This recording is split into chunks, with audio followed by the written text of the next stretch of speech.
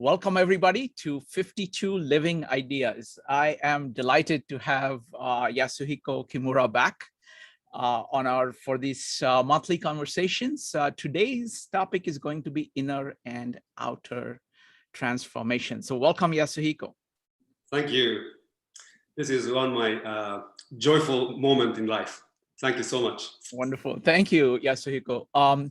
So let's start by asking you, what is transformation and what is involved in human transformation? So I think we decided on this topic a few months ago, and it says inner and outer transformation. So let's actually deconstruct those three words. What is transformation? What is inner and what is outer? Mm-hmm. And transformation we use here is radical change. So change is constant in life, in nature, and the universe. But transformation is the change that happens at the root of things, radical. So it is a fundamental change as opposed to, minor changes, mm-hmm. modifications. Mm-hmm.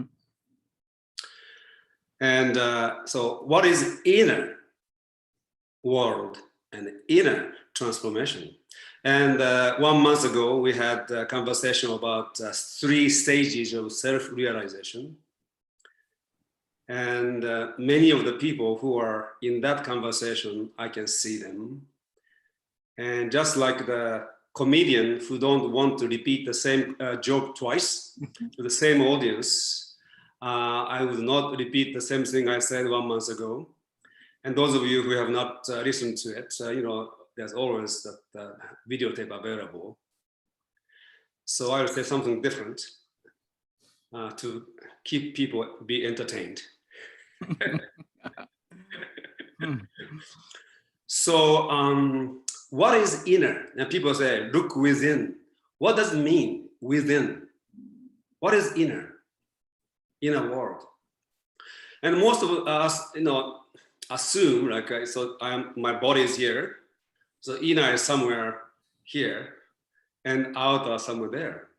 So in the boundary of my skin, what is outside the skin is outer, and what is inner of my skin is inner.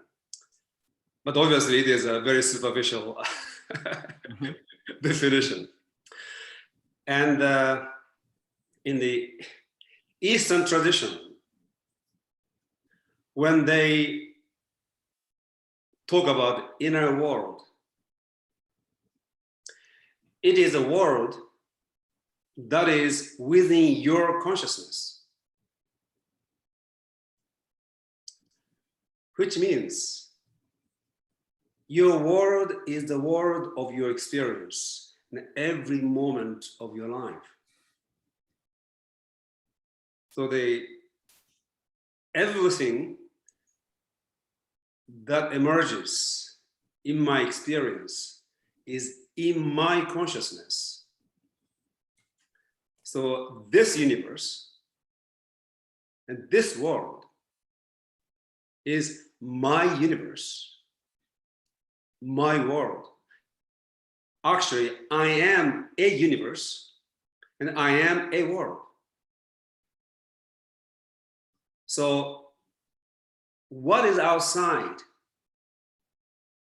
We have no window into this. So as you know, I have expanded the concept of monad from Leibniz. And Leibniz monad is basically atoms with individuality. Mm-hmm. Mm-hmm. And he sees the universe, monad is a unit of, universe, nature. And then comes Buckminster Fuller many centuries later, as great a genius as Leibniz. And he defines the universe as the aggregate of all humanities consciously apprehended and communicated, non-simultaneous and only partially overlapping experiences. And each unit of experience is a monad. Each unit of experience is you. And you and I, as a monad, as a world, as a universe, come together and create this aggregate, which is the universe, the universe. That is outside. So the universe is like an abstraction. It is a scenario. That's what, Bakumin Safra talks about, scenario. Now, so if we see inner world as I am defining, inner transformation means that transformation takes place as a world, as a universe, which means you and I may share same phenomena within your universe and my universe. But if I am internally transformed, which means my world of experience is transformed, how those phenomena shows up in my universe is different from the way it shows up in your universe. That's why Buddha said when he got enlightened, whole world got enlightened. So your so-called inner spiritual transformation, seen from this perspective, your monad itself, you as a monad, you as a world, you as a universe, which is a unit of the universe, is being transformed. So the world in which you live in this way, your inner world, may be extremely different from other monads, other experiences. So same person showing up in your universe, in my universe, shows up differently. And my relationship to that person is different from the way you relate to that person. Wow. So inner transformation from this perspective is no different from world transformation. So imagine that we have people whose inner world, in the way I'm defining it, is transformed. And their universe is enlightened, where love predominates, joy predominates, and even the suffering of others shows up differently. Although you have an emotion of empathy and compassion, how they show up is different, because they show up in the most fundamental emotion, which is ecstasy. And you begin to see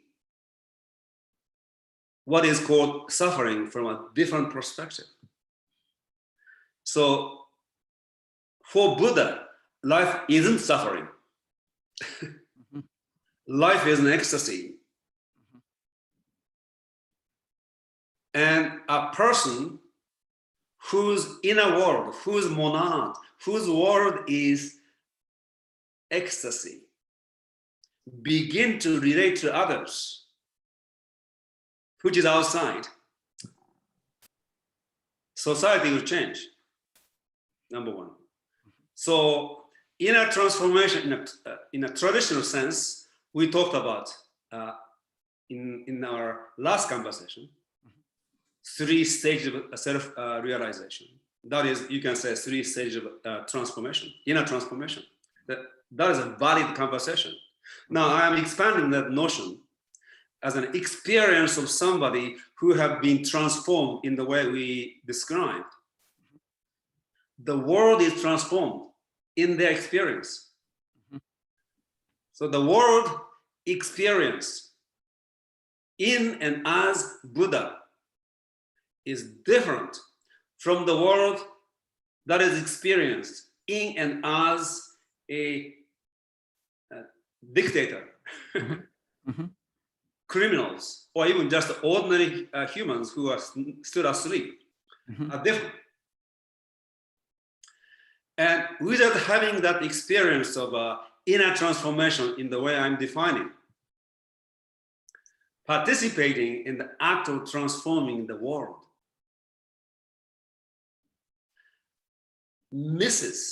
lacks essential component. So in this sense, this inner transformation is an outer transformation. Your world is transformed. Your universe is transformed. And there's a difference in the way things show up in your life. So there is fundamentally, in that world, there is no duality of good and evil. It is a manifestation of oneness into differentiation. So there is evil, yes, and you recognize it, but how you deal with what is called evil is different from the people who are fighting against the evil. Because evil has its own function in the evolutionary process of life and the universe. If there is no shadow which shows up because there is some object and then light shines and there's a shadow. If the object you takes out, there's no shadow, no light. So there is evil and good and evil existing because there's something in this level of reality that reflect the light of goodness, divine light into two. But you can see this, then you begin to relate to good and evil differently.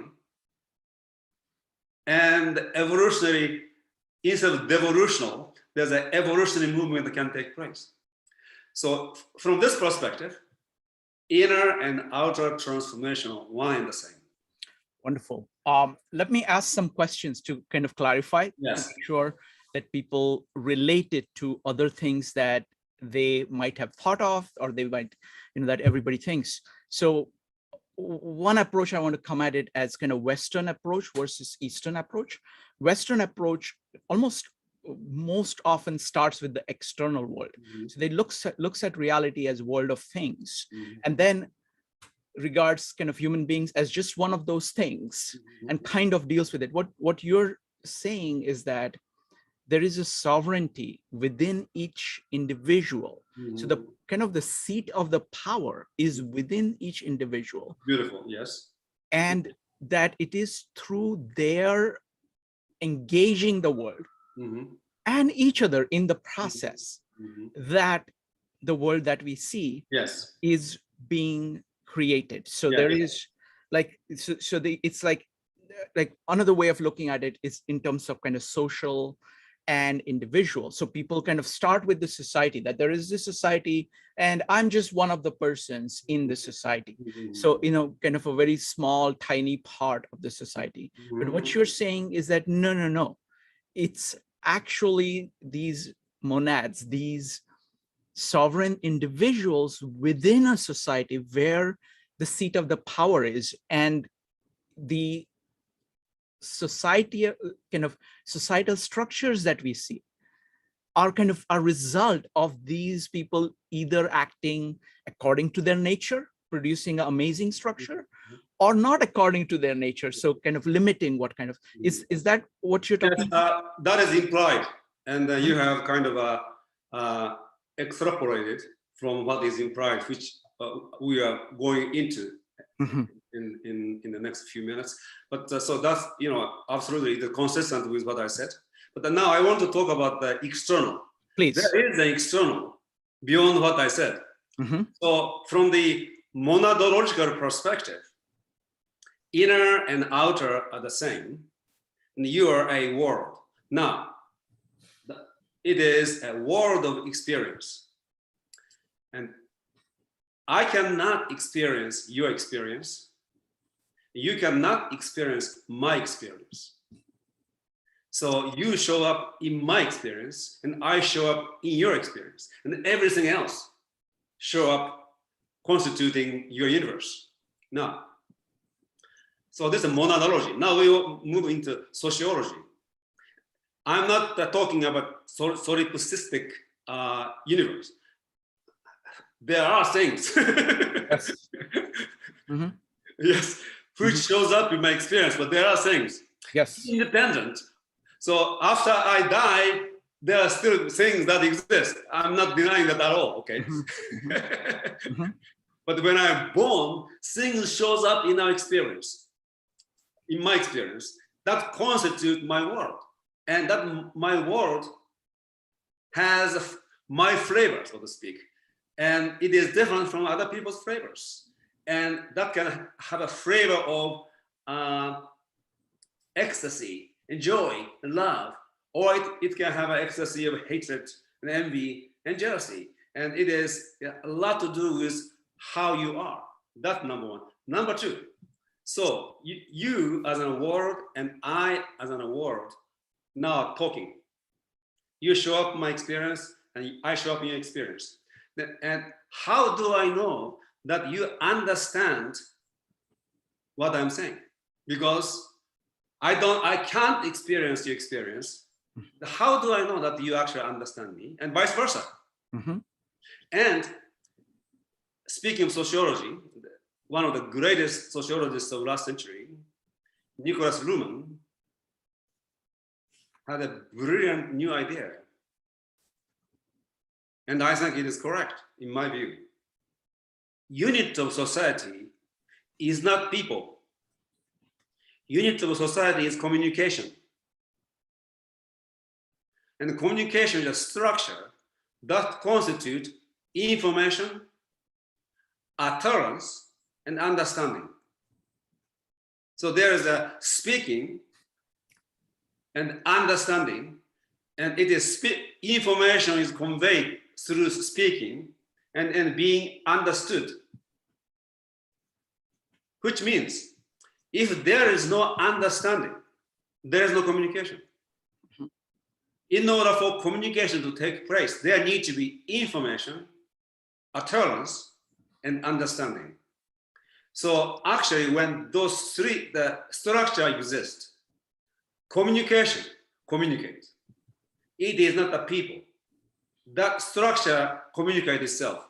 It is an ongoing creation. If society, the unit of society, and the substance of sociology is communication, and communication constitutes information, utterance, or speaking, or writing, and understanding. So even if you're listening, if you don't understand, there's no communication. Understanding is essential. And now, from our monadological perspective, I can't experience your experience. So in my experience, there is no verification whether or not you are understanding what I'm saying right now. And somebody may say, oh, he may be just doing that. You know, there's no way for me to know. Of course, there are many other ways of verifying, but for now, okay. So without understanding, there's no communication. And communication is a unit of society. So Buckminster Fuller's definition of universe is a universe as a sociology. And each unit of universe is a monad. So to transform the world is to transform the communication. First, we need to make sure that understanding is in place. And this all of us can really reflect. And those of us who have spent enough time understanding, know how difficult it is to understand anything. Mm-hmm. And sometimes it takes years of study before you can actually understand it. So you understand this, now you can understand this, you can. So, I have professional mathematicians as my friend. If they send me their paper, I won't be able to understand because, I haven't spent enough time to study what it takes to understand their papers. So understanding is not easy. And what is happening in the society is understanding has been replaced by beliefs. Of course, there are two kinds of beliefs. One belief, in the way, somebody asked me last time, belief that is after you go through rigorous process of thinking, and eventually you reach the point of understanding, and therefore it is a belief. It's one way of saying it. But the belief I'm talking about is not that kind of belief. It is something people of authority say something, and you take it as so, as true. When we are small, we believe what our parents or teachers say. In the past, people used to believe in priests and ministers and the Bibles. And today, they believe in professors and intellectuals. Sometimes people even believe in Hollywood celebrities. Mm-hmm. Somebody with fame or some kind of a qualification accepted, they believe it. So if understanding is essential for communication, when people just believe it and conveying whatever they believe, although people are talking, people are writing, no real communication is taking place, which means unit of society doesn't exist in that area, which means semiotic and semantic integrity of the world and society is absent. There's a disintegration of society taking place right there because there is no communication, no understanding. People are just repeating the beliefs, information, and much of the beliefs that the people have are originally intend to be a lie. How much lie people believe. They don't even question. That's how the power structure of the world manipulates people. They believe it. There are this new viruses, and if you don't get the vaccination, you'll be dead. There is no scientific proof yet, but because people are afraid, they believe it. But before they believe this, they are already programmed and conditioned in such a way that we are believing almost anything. Much of the belief people used to have, now we say it's total nonsense. And today, people have a different set of nonsense in which they believe. So the initial stage of outer transformation is restoration of authentic communication amongst people, which means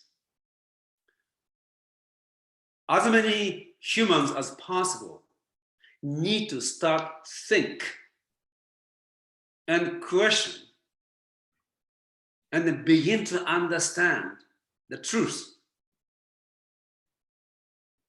and apprehend and comprehend reality. Otherwise, people live inside narrative reality, not an actual reality.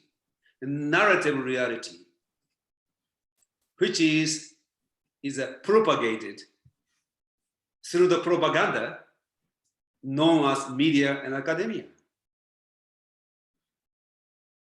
You see, scientific method was a brilliant methodology to break that vicious cycle of beliefs, because it is based on asking questions, thinking logically, and verifying with actual evidence. Before, priest said, God said this, and if you believe it, fine. If you don't, and if you question, at worst, you'll be burned at the stake. And today we have a similar phenomenon. There are kind of authorities, media and academia, and people with power or fame, and they spew out all kinds of nonsense, non-verified beliefs, and people believe. So what the initial transformation we need in terms of external transformation is to actually wake people up from their metaphysical slumber, living inside the belief, into open to this actual reality, and being able to think and understand, which means we who are aware of this find a way to communicate which encourages understanding. And some people, like Buckminster Fuller, one of my most favorite thinkers of all time, people say it is difficult to understand, and it was intentional. He wrote in that way: either you understand or you don't understand at all. Mhm. There's no between. You can't make any belief out of it. Mhm. And Zen masters, they do that with asking questions, which you cannot answer with your beliefs. So, but in a daily conversation, you can't be Buckminster Fuller, you can't be Zen masters. But you want to communicate in such a way that people's beliefs are challenged, and somehow guide them in a direction where they begin to see what they think they know is just a belief. And now the communication, so there's a understanding. In order to create this understanding, you need to somehow change the utterance. Mm-hmm. Also the information. And the people say, what is information? There are many different most people think what they know what information is, and there are many different definitions of information.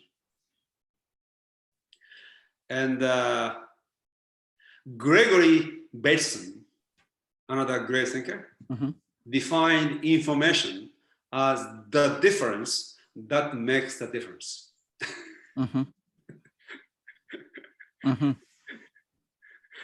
And you know, the difference between understanding and just knowing or believing is that when understanding takes place, there is a state shift in your being.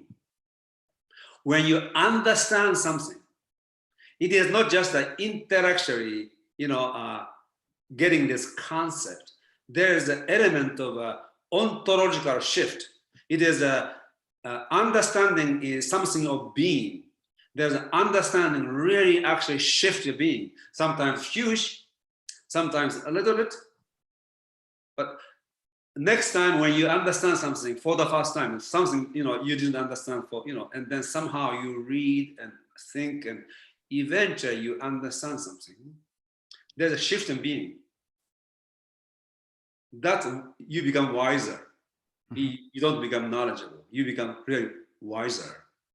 So information is the difference that makes the difference. And when information is conveyed through the utterance, state shift on the part of listener takes place. That is understanding. Wow. And that kind of communication rarely happens. Wow. Yes? Yes, absolutely. And so right now, we are speaking something very abstract. And given the brilliance of your audience, they understand. And if they understand, I think that each one of them have some sense of stage shift. But now, if we go out and want to convey this to other people who don't have a much philosophical background and stuff, you have to change.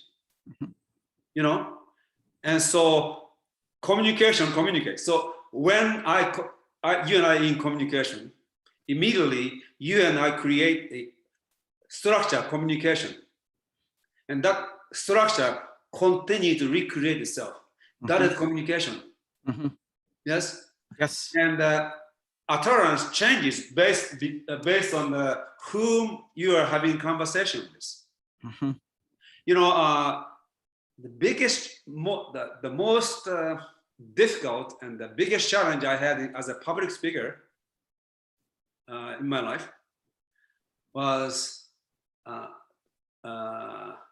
talking to 500 inner city high school students and 250 middle school inner city students in Los Angeles. One of my students had a project, and he was at the graduate school in USC, and his project was to do something for the inner city kids. And one was inviting somebody to give them talk about thinking and happiness. And he got the idea from my course, so that was his subject.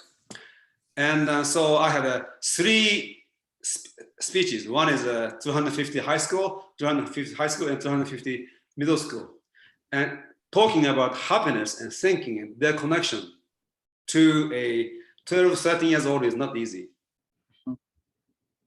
But at the end of, and also it was not easy to keep them for 90 minutes paying attention to you. 90 minutes, all 3. The challenge was to how to keep them engaged for 90 minutes. And secondly, how to convey this actually very, in a way, simple but very deep understanding about thinking and happiness. And I was successful at that one. And it was the most gratifying experience as a speaker. Understand, I don't know if all the 25, 250, I don't know, but many of them understood because of the way, the question they asked me. Without understanding what I said, they couldn't ask that kind of question. So there was a state shift. So, we transforming the external world. We need to transform our communication. Actually, we need to establish the proper an authentic unit of society, which is a structured communication. And then information that we deliver needs to be the difference that makes the difference. Wow. So most of the time people just repeat the same thing they know over and over again. It is not a communication. And you see today, I do Twitter. It's extremely difficult to communicate philosophical thought in Twitter. Mm-hmm. Mm-hmm. Yeah. And it's a challenge. Mm-hmm. And I realize people who understand what I'm talking about, people already know what I'm talking about. Mm-hmm. Mm-hmm. People who don't understand. And there's no point in talking about it. So I don't go into philosophy on Twitter anymore. Mm-hmm. Rarely. Mm-hmm. Yeah. And means of communication we have today, and we are so busy. Mm-hmm. And thinking and understanding requires time. Society is moving in more and more in the direction of lack of understanding, lack of communication, despite the fact that we have more technology for communication. So that is a serious issue we need to address today. Wow. So Wow. that is that is my outer transformation. Okay, wonderful. I want to make some comments about what I understand what you're saying, and just ask some questions to elaborate it in slightly different ways so we communicate. I want to make sure that most people get what we are saying. So firstly, kind of going back to the point,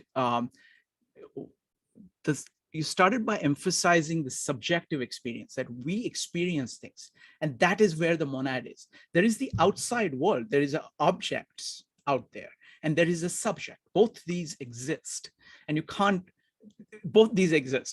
lose track of. So that was like the starting point, which I was not, I think I did not do a good job of specifying that distinction, object and subject distinction.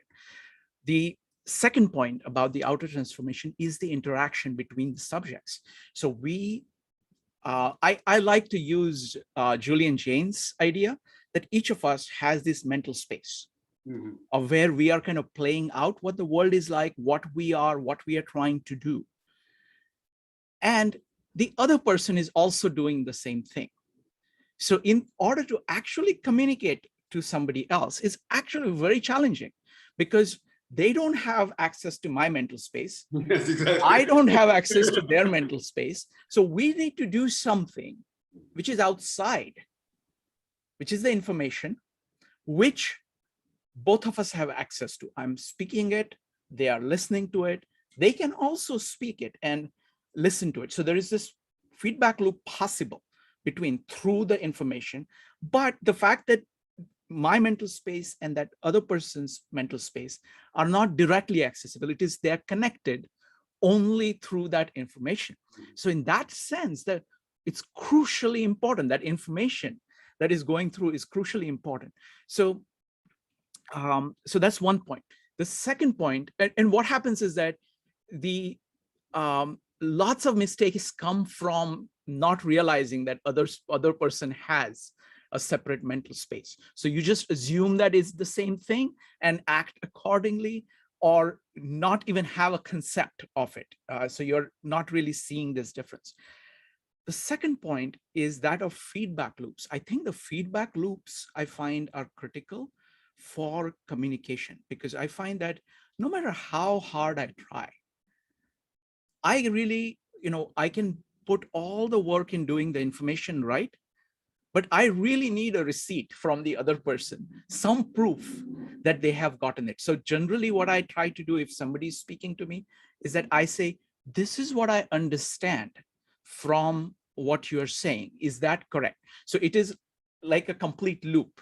I got the information, I'm putting information back, and the person checks it against their, that is one of the simplest things that I have found of making sure that there is communication. Mm-hmm. The other point that you're making is very, very deep, that there is very little communication going on.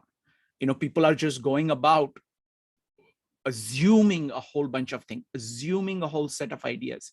And the way you do that is, again, it comes back to the point that you're making, that individual is sovereign. If you default on the responsibility of understanding, then you're going to have beliefs, and that beliefs are going to be somebody else's beliefs that you just picked up. Okay, and you may think it is your beliefs, but it is through, there is an entire osmosis taking place of, you kind of trusting your parents, your culture, the celebrities, the authorities, the academics, and it just seeps into you. Unless you make the concerted effort of saying, is this true? Yes. Of genuinely asking a question. The other part of it is that I find that most people, they just want answers. Another way of putting it, they just want answers. They really don't like questions. Yes. So another way of saying, of fundamentality of understanding through individual is the primacy of questions. Asking. Yes. So these are some of the thoughts and questions I had. What do you think? Yes, but we began this private conversation with the subject of language. Yes. And let me add a little bit that dimension. Then maybe we can go into idiosphere. Yes. And so when we communicate, we use language. And you see, as you said, I don't know. I don't have your mental space, and you don't have my mental space. I don't experience your experience, and you don't experience my experience. At the same time, understanding is something like recreating other person's experience of mental state, mental space. Okay, and how is it possible to do that? And so language, one way to define language is it is a model of reality. So Japanese have a model of reality, and all kinds of vocabulary words and vocabulary connections really make up the model of the world. English, German, they're a different way. And so in order for communication to take place, you need to belong to the same language community. If I speak Japanese, you have no way, zero understanding, not even possibility. And when you speak Hindu, zero possibility here. So we are speaking English, which we both think that we understand. Yes. Anyway, and look how much it took for us to actually learn this language. Yes. And so we have learned this language, meaning this English as a paradigm of reality, paradigm of the world, and we use the same vocabulary. The vocabulary has same association. Now, when you are recreating other person's experience also means conceptual experience, perceptual experience. When you are speaking to the person, sound vibration, you resonate. And that sound vibration, words have the sound aspect. Speaking has the sound aspect. And it is very, very important to recognize this. And sounds are vibrations. And it is easier to understand other person in oral communication because of this sympathetic vibration take place with the sounds. Because you are not only hearing some concept, sounds that goes with the words, which goes with the concept, is also coming to you, and the person's experience is conveyed through that vibration. It is very, very important.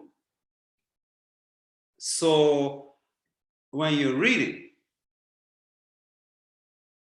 if you are reading, in most cases, people hear their own sound, their own voice. Well, you can actually speed read and you don't need to have any sound. But you see, visual image is also it is vibration. And I'll- how you yes Yes, how, I have to tell you this. This is really fascinating. This is what I learned from Walter Ong. So like when you're talking, right? When I'm listening to you now, I'm experiencing, I have the context of you as a person. I have the context of your gestures. I have the context of the tone of your voice, the emotional quality, the pace, the variation, all of that is alive. And that is the context. So the way in which Walter Ong puts it, he is very good at aphorisms. He says, all text is pretext. Yes. Because what he's and my kind of continuation of it is all text is pretext because it lacks context. Because the context is very rich when you're talking. Yes, go ahead. Yes, absolutely. I like what he says. And meaning arises only in context. And so, and context is conveyed when you write. One of the reasons why the social media is almost impossible is because no context can be conveyed.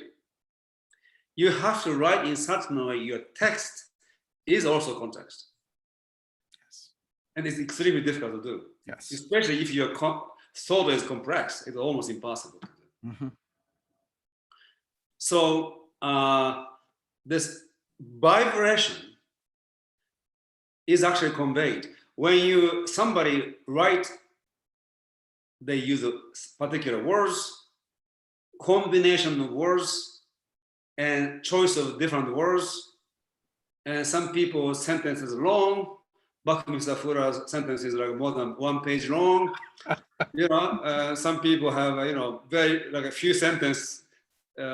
So depending on the person, how they think is constructed in their sentence structure, and their mental space is conveyed through the context.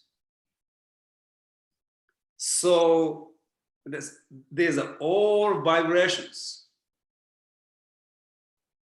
And you, the person who is speaking, want to speak in such a way that your speaking is in harmony with the vibration of your information. And the person receiving is being able to resonate and recreate the totality of vibrations. The person needs to be able to set aside whatever it is they have, which is almost impossible for most people. So we are all responsible, speaker and listener. Listener is responsible to set aside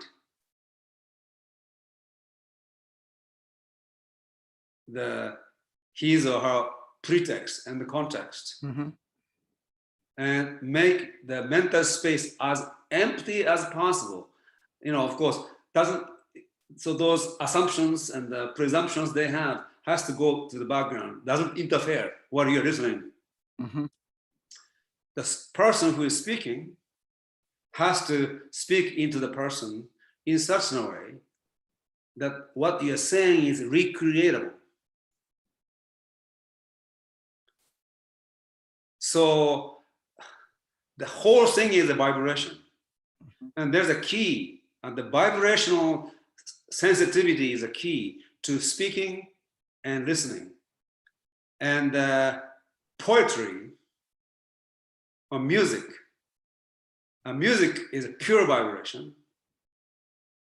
And poetry has some concept, but it is more of sounds and vibration than conceptual construct. So what happened is that beauty in the use of language has a significant impact in the way we communicate, and in the way our communication is being understood. And again, today, the beauty of language has been systematically destroyed. And meaning has been distorted or inverted, which means the music that is inherent in a communication became noise. And with noise, there is no communication whatsoever. It is only the music that is contained in a communication that communicate. Wow. So you see, the use of words and the way you speak need to have, we need to pay attention. We need to be a poet in that sense. Pay attention to the vibration of your thoughts and the vibration of the information you're conveying and the vibration of your expression. It's so important. Yeah. So folks, what we are going to do is that there are two more topics that we are going to touch upon, and then I'm going to open it up for questions from you. So go ahead and type ! to line up for questions. We're going to hit two very critical topics that I really want to ask Yasuhiko about. There are two concepts that you used in that article. One is the concept of ideosphere, and second is the value of pursuing eternal truths. Could you speak a little bit about that? Yeah, so ideosphere is a made-up word. You can't touch those spheres. So if we were to locate it, probably it exists inside the noosphere, mental sphere, sphere of ideas. And we actually, each culture has its own ideosphere, sphere of ideas and sphere of ideation. And those spheres are internalized in our mind. So a person who is born in Germany and grew up in German language and reading German philosophers mainly, growing up in the German philosophical ideosphere,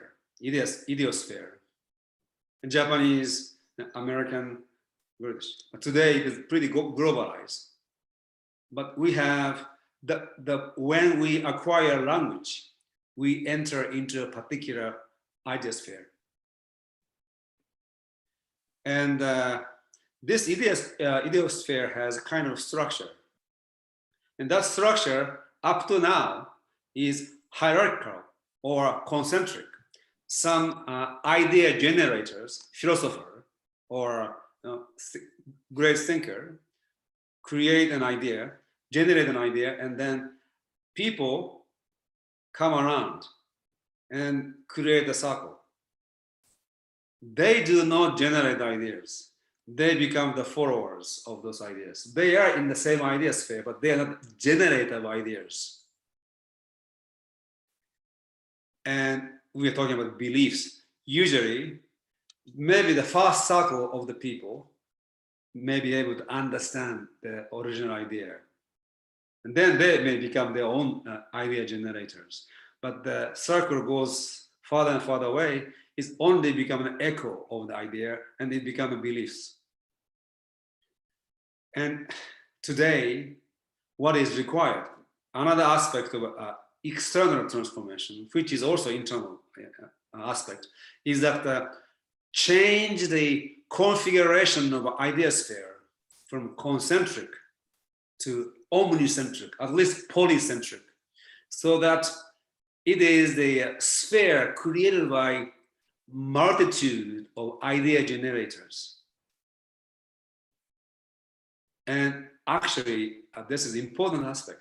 A person who can generate ideas himself or herself, the person who is a real thinker,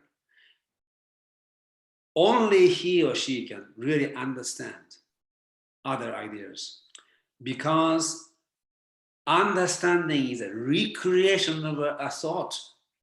A person who cannot create a thought cannot recreate it. That's why Richard Feynman said, I cannot understand anything that I cannot create. That's absolutely correct. So before he came into, became a physicist, there are quantum physics already. But he understood quantum physics, although he said anybody understand quantum physics is crazy. But he understood the science because he created it. You see, anybody who understands anybody's idea, he or she is actually creating it. So the more there are who are creators of ideas, there will be more understanding. So true believers have capacity and ability to understand anything. So we want to change the configuration of ideas into omnicentric. Can I make one quick comment here? And the way I think of it is that life is not spectator sport. No. I hate spectator sport. I think you have to have participatory sport. I think if you want to really understand music, you have to produce music. If you want to really understand visual arts, you have to draw. If you want to learn how to actually read, you have to write. Because that is crucial part, and it applies across the board. Everything that you do. Yes. And to become a great politician, you need to be able to lie. Good point. So that omnicentric, that's a huge idea. Yes. Now, so we want to, when we are transforming the world, we want to really think about changing the configuration of idiosphere from concentric to omnicentric. That's the vector of transformation. Wonderful. Now, in the spirit of omnicentric, there are some amazing people on this call. So I'm going to call on people to ask questions. Give me just a second here. Folks, go ahead and type an exclamation mark in chat or raise your hand in Zoom in order to ask questions. It's going to be Zara, Phil, and Elena next. Zara, go ahead. And folks, we have got 4 rules. First rule is type exclamation mark in chat or raise your hand in Zoom. Rule number 2, keep on topic. Rule number 3, be brief. Right now, we're just taking questions. So try to make, quick questions. Rule number 4, speak your mind, speak from your heart, disagree with anybody on anything, and do so courteously. All right, so let's start with Zara. Zara, go ahead. Hi, thank you very much. So fascinating talk, and very interesting to see the things you talk about are the challenges I face in my life, which is mainly the difference between beliefs and reality, and how to communicate your reality to somebody else. But and on the topic of transformation, I think that there's an element of time to transformation, which is really very important. Hello? I think she dropped off, but you can go ahead and answer the question. Oh, no, sorry, I must have muted by mistake. Go ahead. Yeah, so there's an element of time, which is important, a willingness to change belief, a readiness to change belief, and also people who don't understand. I don't think they are, like you said, they're not capable of understanding, right? So if that's the case, and if a connection between another person is a space between two separate mental spaces where you create a shared mental space. But if you're not going to be on that person's level, and that person will never really understand you, and maybe, for all these reasons, because of time, because of lack of willingness, because they're not ready, because they don't have the capacity to understand. What is the point? Shouldn't it be, that we focus on transformation of ourselves rather than transformation of others? Because, Thank you. Yeah, sorry. Thank you, Zara. You see, Folks, try to keep your questions short so we can get through as many questions as possible. Go ahead, Yasuhiko. at the basis of belief mentality is fear. And you can see how much fear plays into what's happening in the world. And when you become fearful, you become dependent. And you want answers so that you feel secure. So one dimension of belief mentality is the fear domination. And so this, Shirika and I discussed this before in my program. The essential virtue that is missing today, especially, is the virtue of courage. So courage is not the absence or opposite of fear. Courage is like a mastery of fear. It is the an alchemy of transmuting the base emotion of fear into the state of commitment and resolve. That is courage. And that courage is missing. And people are manipulated into believing all kinds of things.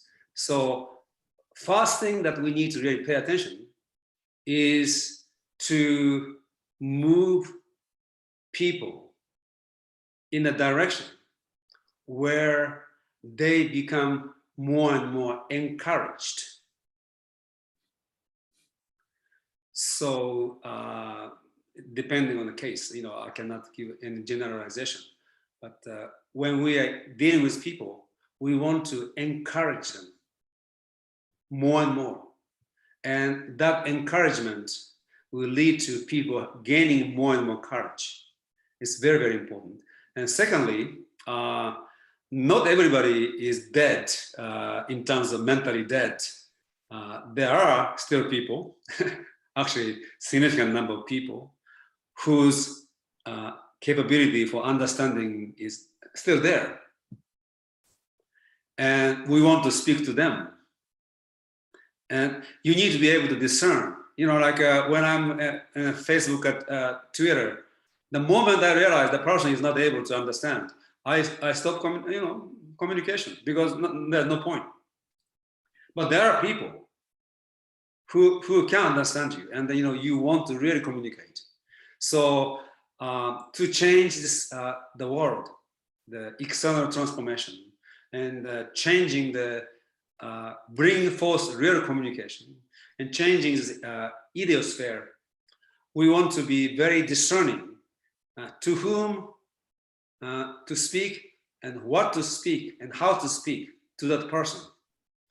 And if we make a conscious effort to do this, there will be a shift. I would rather speak to one person who can understand me than 100 people who don't understand me, because the impact is different.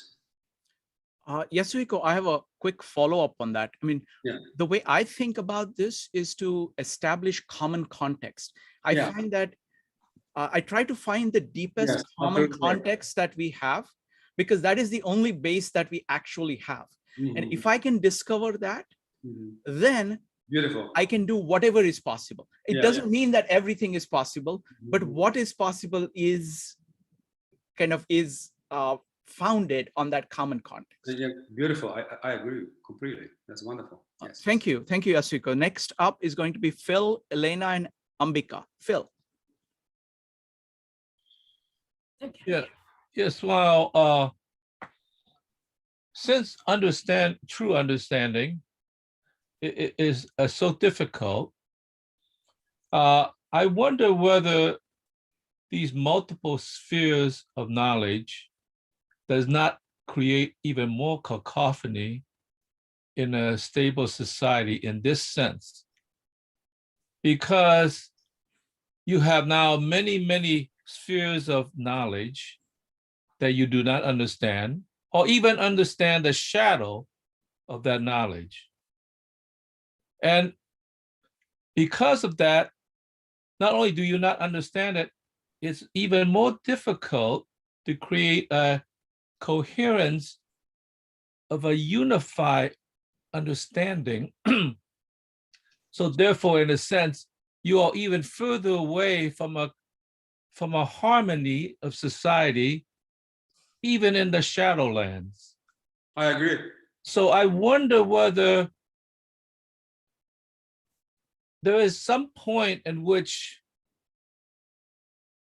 there needs to be a struggle to create a coherence of multiple understandings, even in the shadowlands, to in a sense, allow people to at least understand the shadows, rather than say, you must constantly live in a state of cacophony, because you may understand one sphere of knowledge, but you will always be lost in the other spheres.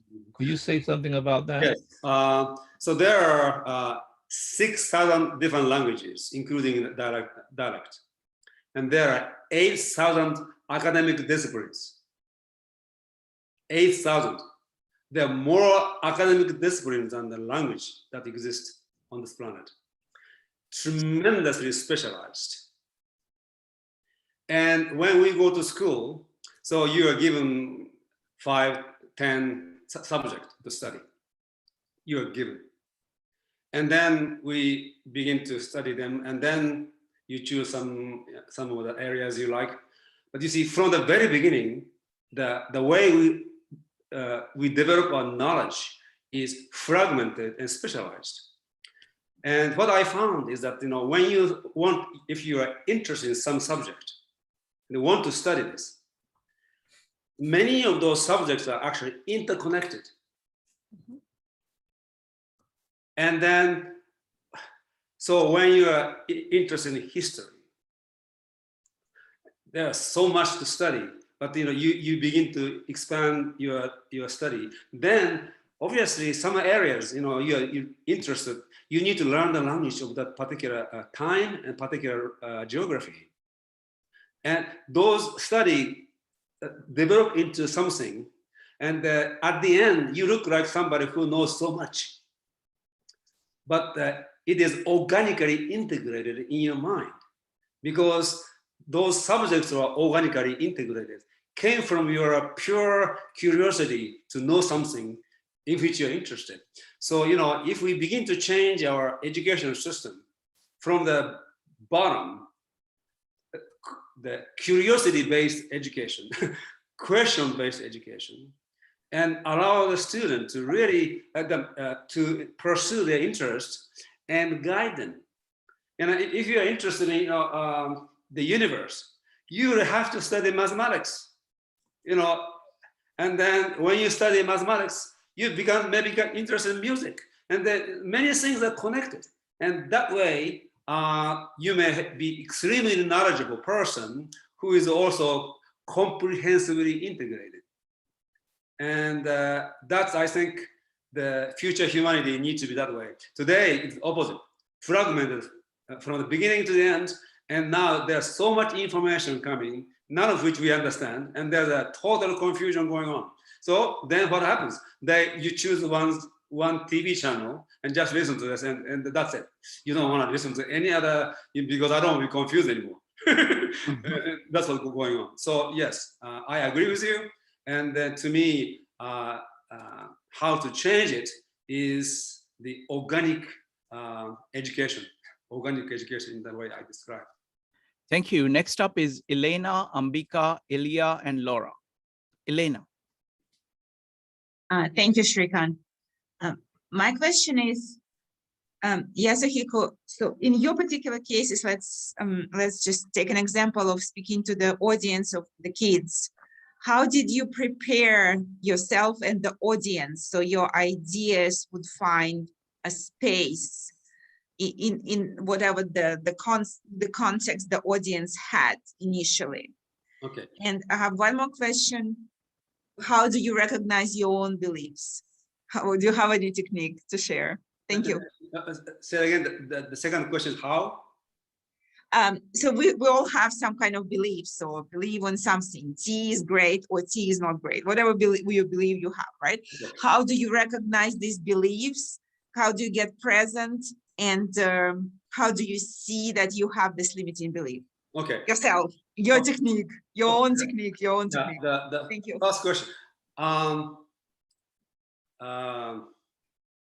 I never actually prepare anything.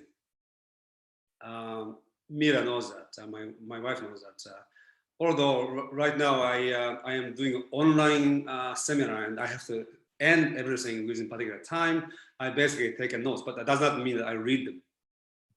And in the case of speaking to this kids or any other audience, first thing that I need to know for myself that I know and understand the subject upon which of which I'm speaking. And so I know what thinking is, I know what happiness is, and I know the connection very deeply. So therefore, with any audience, I can talk about this.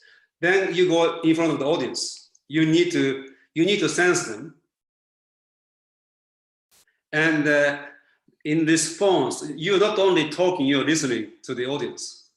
And based on their facial expressions, the way you understand, how they are listening, how I'm reaching them, and constantly adjust to their reaction and move this.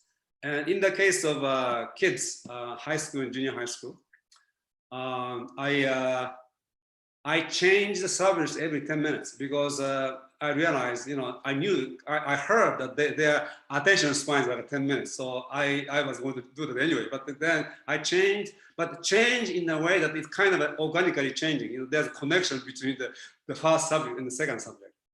And then go on and on. So only person who can actually listen to the listening of the other can really talk at the same time and communicate, because it is going both ways. That's why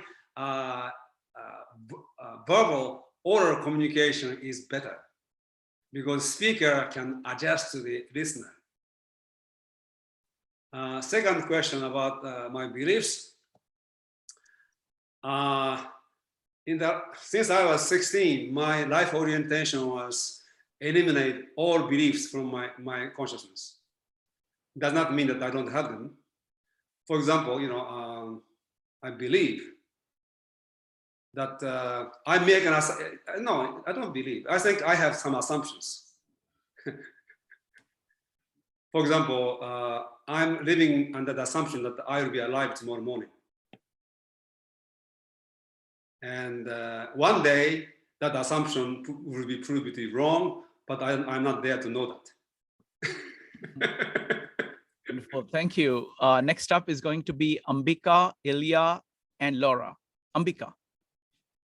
Hi, so hello everybody. Yasuhiko, this is not just one question. I want to show you something that I started to sketch as you were speaking.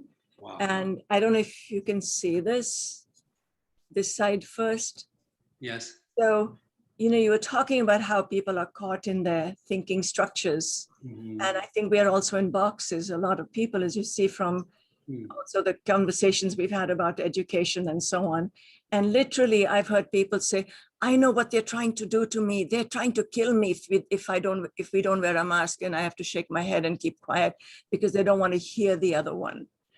And when you ask somebody, do you want to know what's going on? They actually say no. They just don't want to know because they're stuck in it.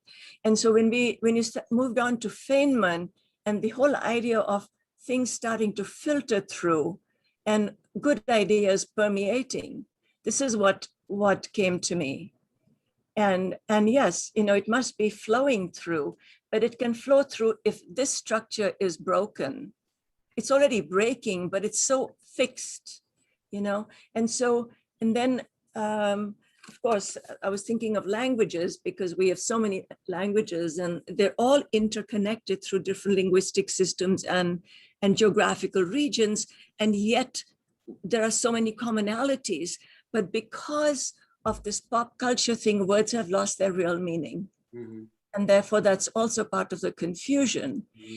And I absolutely love what you say about courage, which has its root in heart, occur.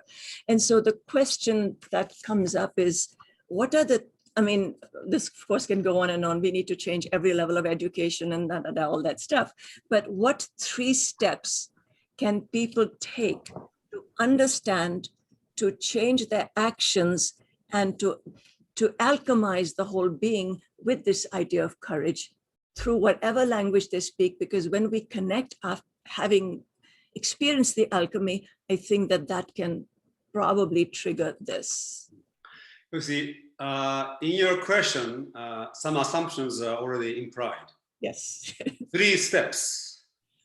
And if you don't believe that there are steps to some solutions, then you won't say, steps. And so every time we ask some questions, already we are revealing our assumptions. And so that everybody does, not only you, of course.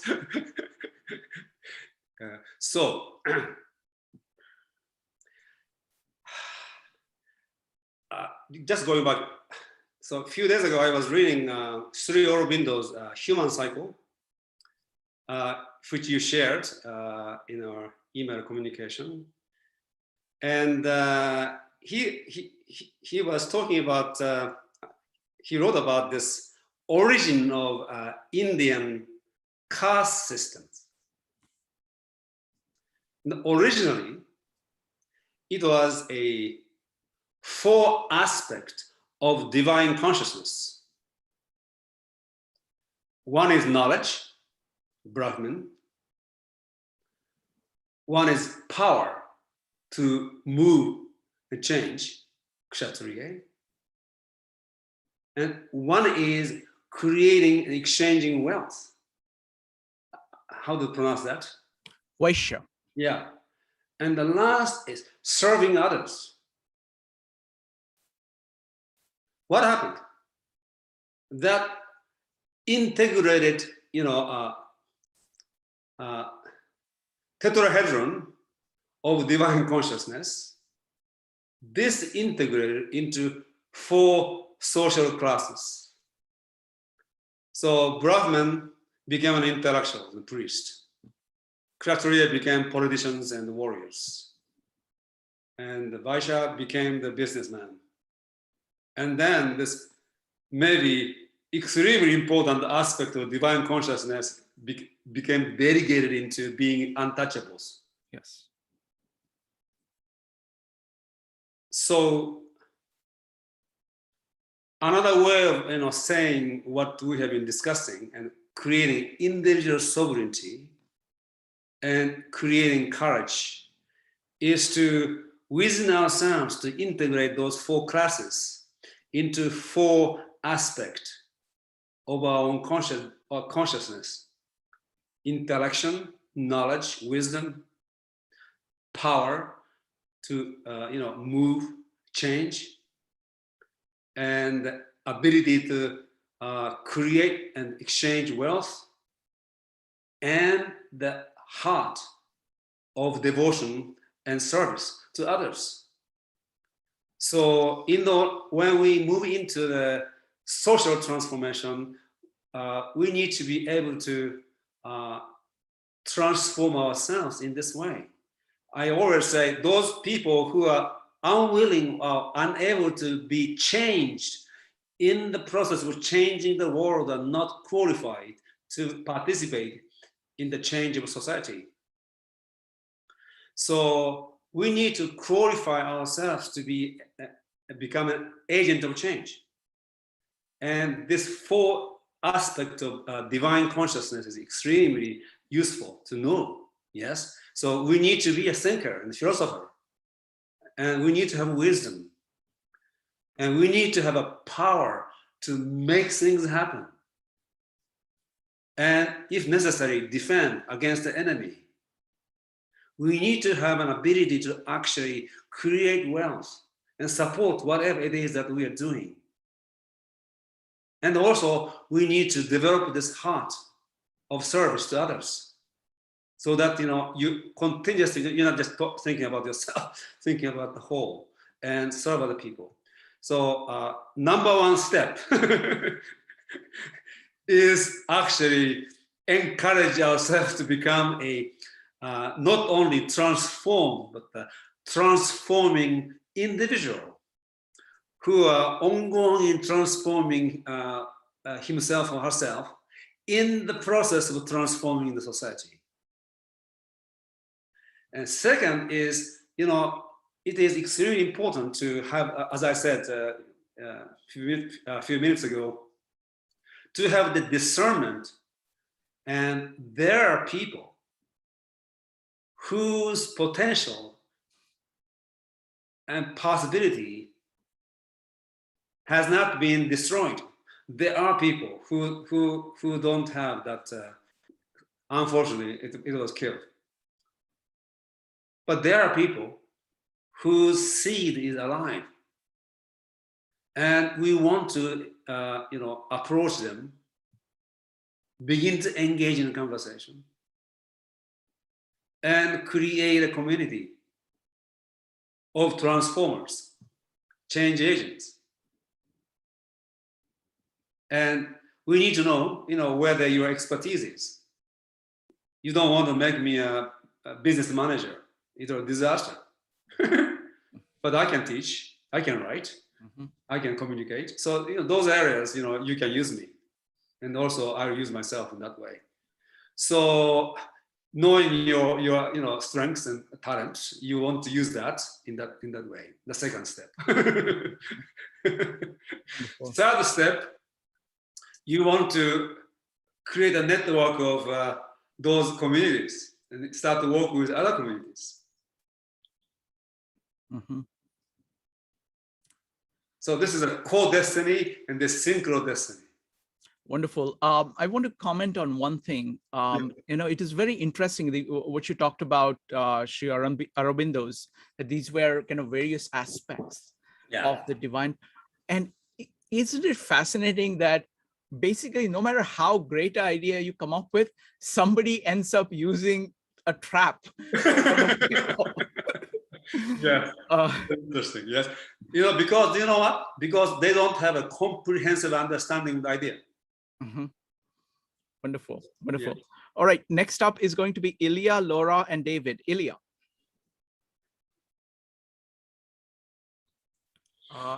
Go ahead. Ilya, are you there?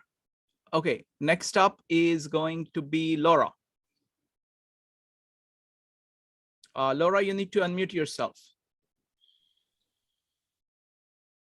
Okay, I don't know what's happening with Laura. I was thinking, but I think it answered some of them. I was curious in our situation politically with a Donald Trump kind of character, the model, because they're so steadfast in their belief. He's got them solidly behind all his own kingdom.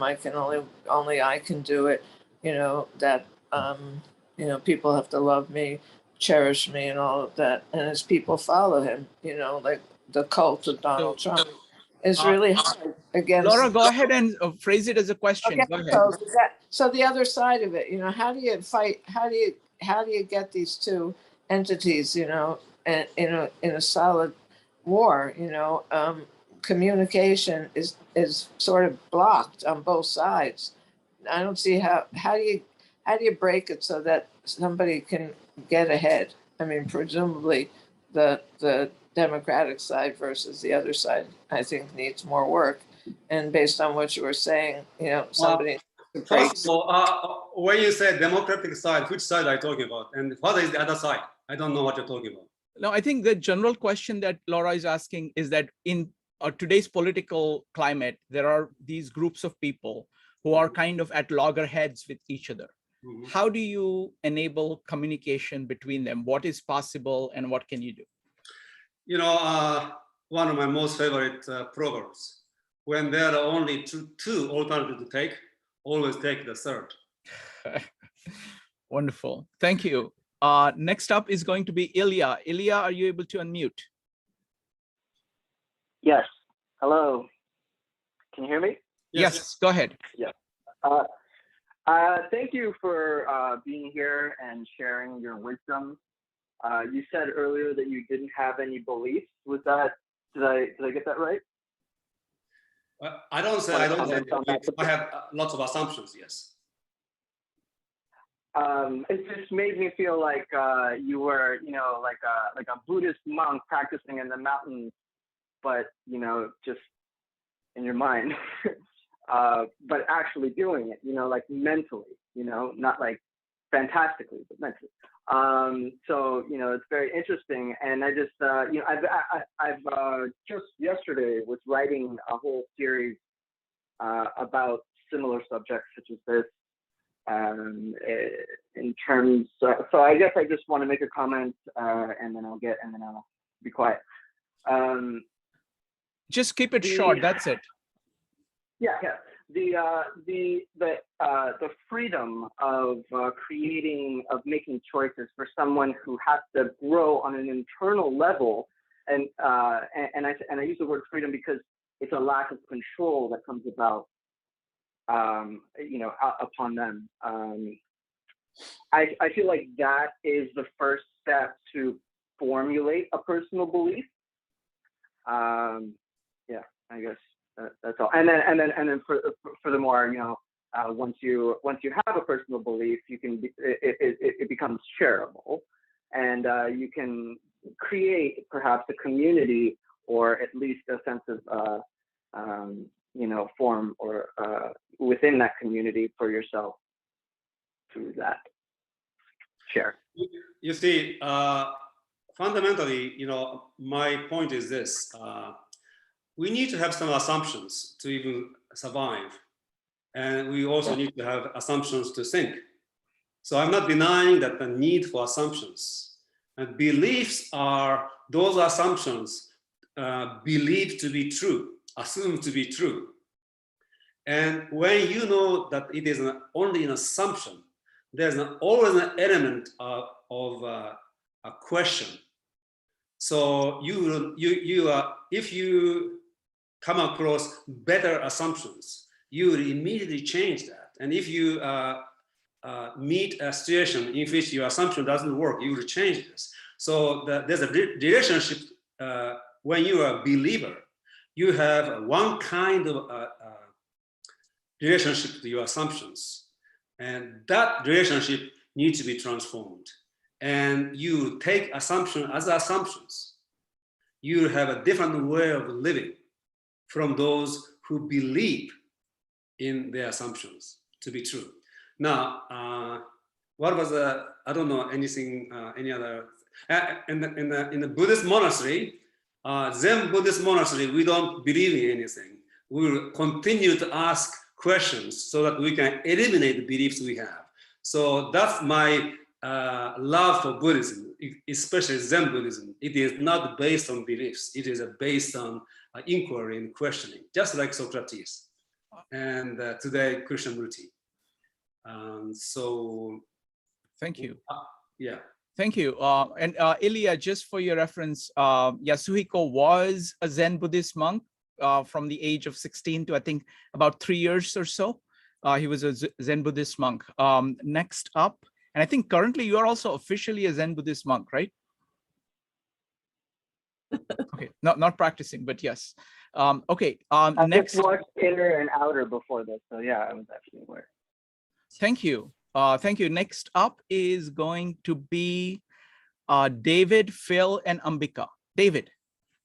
Yes, thanks, Srikanth, and thank you, Yasuhiko. So, Yasuhiko, you were talking again about beliefs, and I think in psychology, it's a lot about people have inner biases. And there's a lot of technology and knowledge and experience in psychology. And it was something I've studied about persuasion techniques. So as you said, a lot of people are mainly speaking of their biases, they're repeating, just sort of regurgitating their inner recording and not really listening, not really changing. But there is a lot of knowledge in psychological operations about how to affect people's biases, how to adjust them. And we can go into politics or anywhere else. There's a lot of, or marketing. So I was curious about your thoughts on that concept and your statement about how to improve communication. That very few people are trained as you or Shrikant or others to really be able to think deeply and question their own beliefs. And is it useful or not useful in the broader society to utilize these sort of persuasion techniques that can influence the biases unconsciously? Is that something to help move the conversation forward, or is that damaging, or is it both? So that is, the study of crowd psychology has been in existence for over centuries. And mass psychologists, crowd psychologists, they use what they know to manipulate masses' thought. Yeah. Edward Bernays wrote this book, Propaganda, in 1928. That's a long time ago, almost 100 years ago. So they knew exactly how to manipulate people's mind. Now, there is nobody on this planet who is not biased. You see, we all have some assumptions. And the assumption is you assume, and physically, now I'm assuming a particular position and direction to be able to speak with you. If somebody is over there, I will assume this way. So assumption is physically and metaphysically necessary. And some people's assumption are this way is bias. And other people have this assumption. Communist, capitalist, whatever, democracy or dictatorship, whatever. So, what is important is to become aware of one's own assumptions. You need to have a distance from your assumptions so that you know you are biased, and then based on this particular subject, probably this is the best bias I can have. So you begin to choose your assumptions based on the subject you're dealing with. And also you become aware of those people who try to bias you and manipulate people's bias to get what they want. So this is a matter of awareness of your own assumptions and freedom from your assumptions, so that you become like a scientist in your life, where you begin to formulate your assumptions and continue to modify your assumptions based on the situations and goals and purposes. And also become aware of those manipulated people's biases and assumptions, and help people, make them aware, become aware of those manipulators. And in that sense, a psychologist can be extremely useful because they are very aware of those things. And I am not, this is my personal bias. I am not into any techniques. And so I work with individuals. Whatever works for the person, I use. Mm-hmm. And later on, people may come up with Yasuhiko technique, but it is not my invention, it's somebody else's invention. But you see, psychologists have tremendous function in this society today, extremely important. And I think most important function of psychologists is to really bring people to the awareness of who people are, who they are, mm-hmm. so that they become free internally. They are no longer moved by the external beliefs and inner compulsions. And so, I have a profound respect for psychologists and the amazing task they have in their lives. Thank you. Next up is going to be Phil, followed by Ambika. Phil. This is kind of a follow-up to my question about the Shadowlands. But integrated were your explanation of the caste system. I really appreciate that it started out as a spiritual system that became externalized in the world as a system of powers. Yes. The next part I want to introduce in relationship to this question I got from Foucault, which is used to be that power for many, many millennium was an external power that's exerted on the population that eventually, toward the Enlightenment already, the ruling class seemed to understand that the external power no longer is as workable as used to be, and moved to a kind of inner power that has grown and grown more and more, so now that we are more and more living in the Shadowlands. To the degree that the power that be have a tremendous control in our inner world, through the control of the media, by introducing noise into the system that filters out any counteraction, as well as creating illusions of a reality that you believe in, and therefore structure this inner world into a system that the population truly believe is real. An external introduction to true understanding is therefore itself a mirage. How do you overcome such a powerful system of mind control that has turned all of us into Manchurian candidates, so that we are no longer understanding ourselves, let alone understanding the world? It seems like an overwhelming task in which the power structure is totally imbalanced between of what you can do and what the media, such as advertising and marketing, as well as direct control, as would be in China and Russia. So how do you propose to fight against this imbalance of power that exists in the external world? Great question, Phil. Thank you. Go ahead. You know, one of my friends is writing a book called The Eternal War.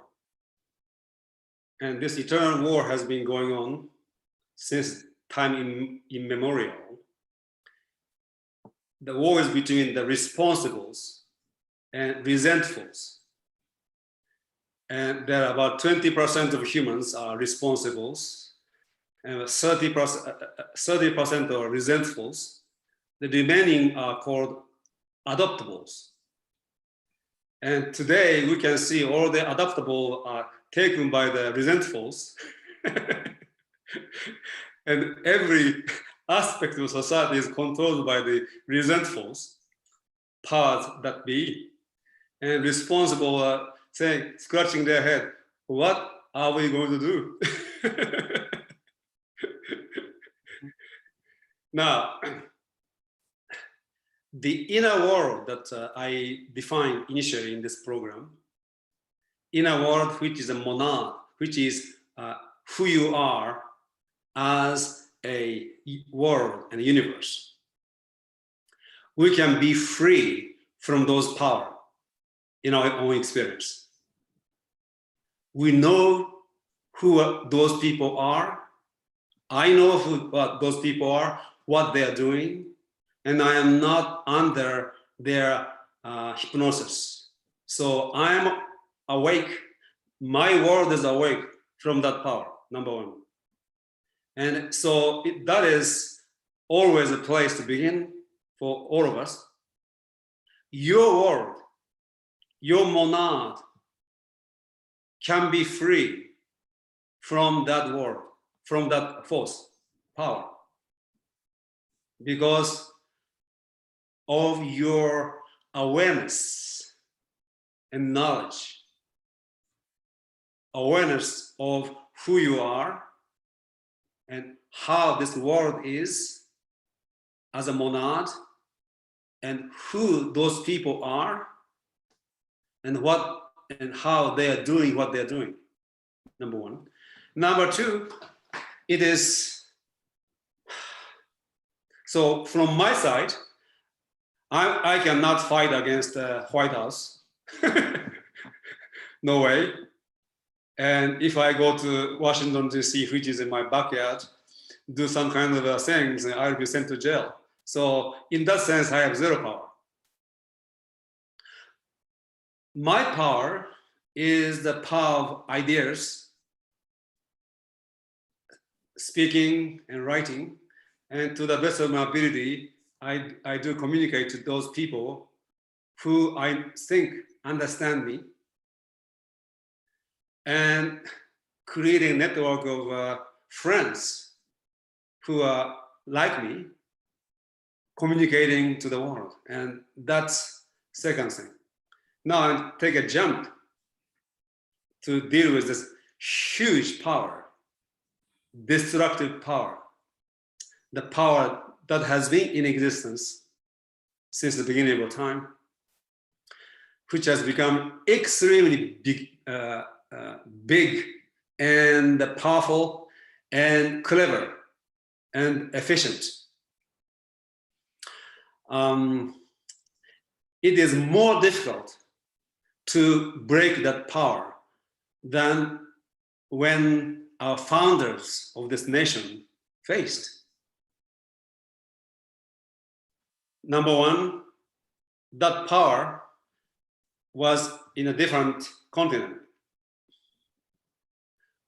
And that power was trying to influence not only the United States, but India. Their power was kind of spread out.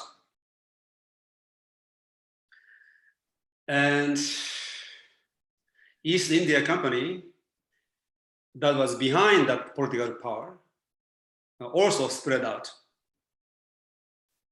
But today, that power controls the whole planet, including the United States. One thing that I've noticed is that, as I said, as the Lao Tzu said, the movement of Tao, the reversal is a movement of Tao. And we have come to the point of extreme. They have come to the point of extreme. And the cosmos and universe is more powerful than they. And they cannot go against the power of nature, the power of Tao and power of the universe. And since they have reached the extreme, only movement that will arise from this is the reversal. And theodromia. So my sense is that they are going to self-destruct. After destroying everybody else, they seem to be in the process of destroying themselves. Number one. Number two, common people who may never have read Spinoza, Thomas Jefferson, they are sensing, experiencing something. And they are waking up. And without them being manipulated, the power structure cannot do much. So while intellectuals are still asleep, common people whose lives are impacted by the powers that be's actions are waking up. They may not be able to articulate it, but they are able to sense it, and they know it. They may not understand yet, but they know it. So for two reasons. Number one, because of the movement of the Tao, reversal will take place, and they seem to be destroying themselves. And at the basis, the people waking up. So in the 1 decade time frame, I'm optimistic. So you and I want to survive for about 10 years or so, and then we'll see something else arising. Wonderful. Thank you. New world is being born because Shiva is self-destroying itself. Thank you. Next up is Ambika. Yeah, Om Namah Shivaya. So actually, yeah, thank you. Everything you just shared sort of answers what I was going to ask you next, from going from Phil's Shadowlands to all of this, which is really very beautiful. And I'm hoping for more than 10 years. I think we have, let's make it 50 years, because I think I'm saying in 10 years, we will see a real, yeah. We have reached the extreme. And I think we are more like going up. And Yeah. in 10 years, we will really see something really changing. Yes. Yeah. So the seeds are being planted, already planted. Yes. And the thought came to mind when we talked about the 4 stages that that were in Sri Aurobindo's book, and all these things that are happening. What do you feel about, if we could make 3 short stories and film them to illustrate this, as not as a documentary but as a story, because stories people like as it touches them in 3 parts with these principles to also sort of clear out all the damage done by the East India Company. And in fact, after yesterday's class, it's been on my mind what they did there and there and there. And for 1,000 years of invasions into India and the East India Company, and it's personal to me, because they really cut up the Northwest, my family's homes, and the Northeast. So you see, you are a filmmaker besides being a poet and a scholar. So why don't you make 4 films? So and Shrikant knows everybody, so you can ask him. Maybe there are 4 people among his connections. You may be able to find 4 people whose life story can demonstrate those 4 aspects of a divine consciousness. That's wonderful. And you're part of the story, because you're part of all of this, because you might be one of the characters, who knows, but we need to enact this. We need to actually make it a story, and we will talk about this again. You will do that. Yes. Okay, thank you. That's what I wanted to Thank you. Yes. Thank you. So Yasuhiko, this is fantastic. This was fantastic presentation. Right? I think the idea of kind of putting the prime mover, realizing that the prime mover is within each of us. Yeah. And it is our ability to connect, to communicate. No, well, ability to think, number 1. Yes. Yeah. So our ability to think and communicate. And then our ability to communicate is the thing that will change. And the other thing I wanted to point out is that, I studied these great books. And one of the things that all thinkers agree on, they disagree on everything. There is one thing they agree on, and that is they think that the current generation is debauched. Everybody thinks that they are going through a really bad time. And they were all wrong, because it can't be true.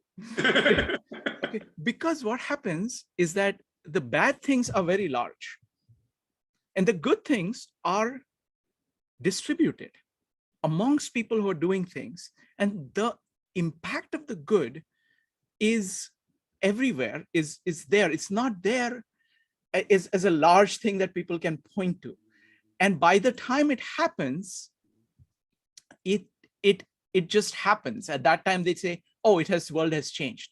But while it is growing, while the seeds are growing, it's difficult to see them because they are separated. Absolutely, I agree. That movement of reversal is taking place in silence. You know, somebody told me that about 3% of populations do Twitter. Okay, and out of which like 80% are liberals. And out of that liberals, something like 10% is ongoingly saying something.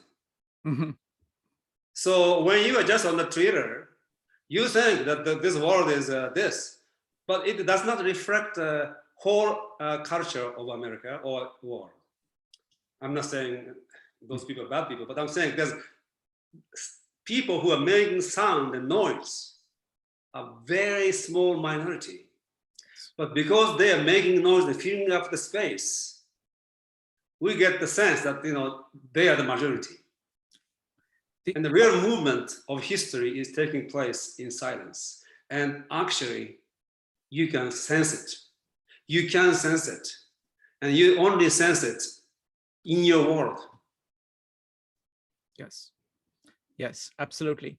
The other thing I wanted to say is that, you know, when I look at children, I see them use the iPhone. I am very encouraged because it's like a 5-year-old. You should see them with the iPhone, how much they are able to do, how easily they are able. And you look at people who are very young, they are not taken in. See, what happens is that most of us are used to what things were like. And we look at things, but that's another reason why all the great thinkers too. It's not just that ordinary people make this mistake, but great things, because it's very easy to see what you have lost. Yes. It is very difficult to see what is being gained because it is new and it was not there in your frame at all. Well said. Absolutely. Yes. So I agree with you. There is a lot of cause for optimism. Yes. And I look forward to having these conversations. And I think what we are doing is one of the things in whatever scale to the positive direction here. Yes. So thank you very much, Yasuhiko. Thank you very much. Great honor and simple delight. Thank you. Bye.